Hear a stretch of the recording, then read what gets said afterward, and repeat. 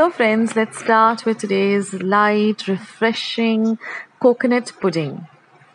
Now here I've taken 1.5 cup of fresh grated coconut and I'm going to put this into my mixer jar.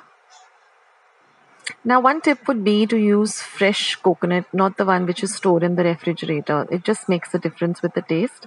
And 1/2 cup of warm water. And you're going to grind this to a nice smooth paste. And then you're just going to sift it or sieve it and press it down gently so that you get all the coconut milk out. Now we're looking for the thick coconut milk like this. So just keep squeezing out all of the coconut milk and you'll get this dry kind of leftover coconut. Now this comes to 1.5 cup of coconut milk. So if you want to use the ready-made coconut milk powder, you should use 1.5 cup. Now here I have 2 tablespoons of rice flour. I'm just going to add about 2 to 3 tablespoons of the coconut milk to the rice flour and just keep it aside for a minute. And I'm also going to be using 2 tablespoons of corn flour. So I'm going to be adding about 2 to 3 tablespoons of the coconut milk also. And we're going to stir this and make a nice slurry out of it.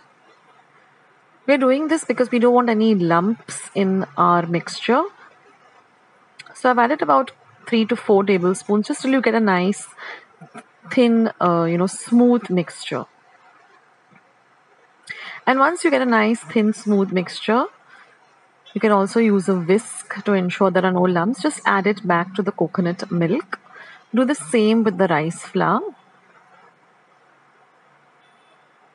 Now we're not going to be using any gelatin or anything. So we're going to be just thickening this coconut milk with our rice flour and corn flour. Now just mix everything nicely. See that there are no lumps. And now we're going to put it on a low to medium flame. Keep stirring. Now we're going to add about 1/4 cup of sugar. You can adjust the sugar, the sweetness according to your taste. You can add more or you can add less. And now just keep stirring this for exactly 5 minutes on a low to medium flame. And you will see that it instantly starts to thicken. And now turn the flame off and with the residue heat, keep stirring it. Now I'm using these silicone cupcake holders, but you can use any, even glass bowl or, any mold that you have at home. And you're just going to pour this into all of these molds. And you're now going to just refrigerate this for exactly 30 minutes. This will set after 30 minutes. So you don't need to put it in the deep freeze. Just put it in a regular refrigerator for exactly 30 minutes.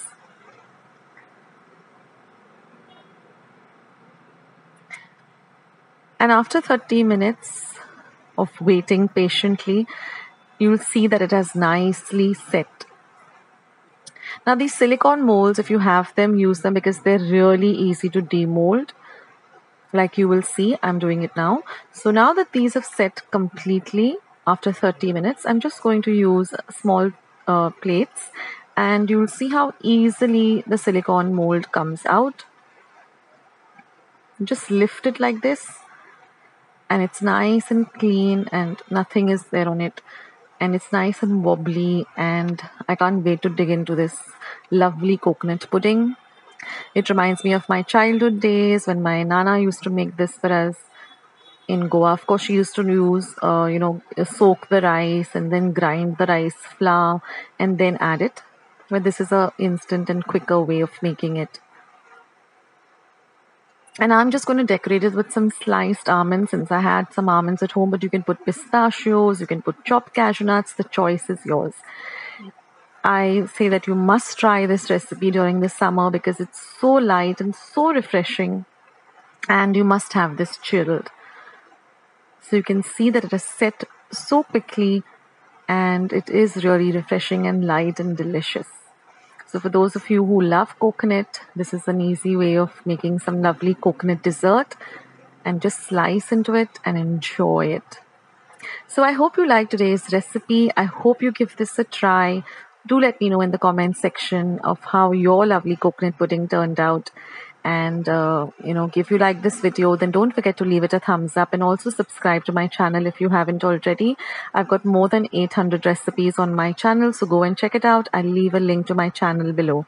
Thank you so much for being here and being a part of Akshata's recipes. I really appreciate it, and thank you. And I'll catch you in my next video sooner than you think. This is Akshata signing off. Take care, guys. Bye.